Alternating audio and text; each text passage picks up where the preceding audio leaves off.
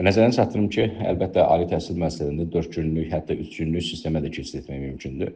Bunun üçün müvafiq olaraq dərs yükünün azaldılması vacib şərtdir.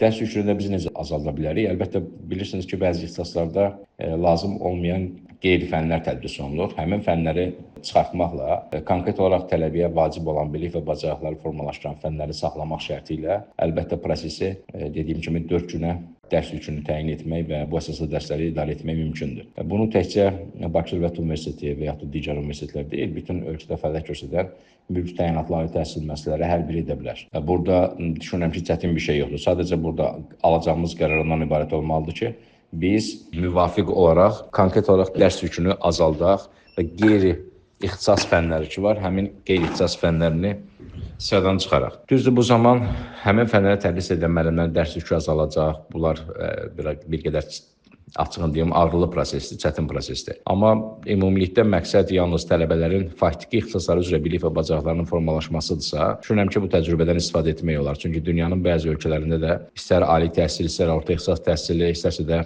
tam orta təhsil müəssisələrində belə bir qərarlar alınıb. Yəni bəzi ölkələrdə 4 günlük falan tədris etmək mümkündür. Digər adekvat addım dərs saatlarını müvafiq olaraq 90 dəqiqə yox, 80 dəqiqə yox, tutaq ki, 70 dəqiqəyə qədər azaltmaq və günlük dərslərin sayı 3, 4 və yaxud da 5 yox, tutaq ki, 6-7 dərs saatı təyin etmək və beləcə prosesi 4 günə qədər sıxlaşdırmaq mümkündür. Bunun üstün tərəfləri çoxdur. Əlbəttə həftə sonları 5-ci, 6-cı gün bilirsiniz ki, nəqliyyat iflic vəziyyətdə, ümumiyyətlə həftə içərisində iflic vəziyyətdədir tıxaclara görə. Ən azı dərslər olmazsa, məsələn 5-ci gün həftə sonları daha asan hərəkət etmək şəhərdə mümkün ola bilər və yaxud da bölgələrdə tətbiq etmək olarsa, yenə də insanlar asudə vaxtlarını daha səmərəli keçirə bilərlər. Yəni üstün tərəfləri çoxdur əslində, keçid etmək mümkündür.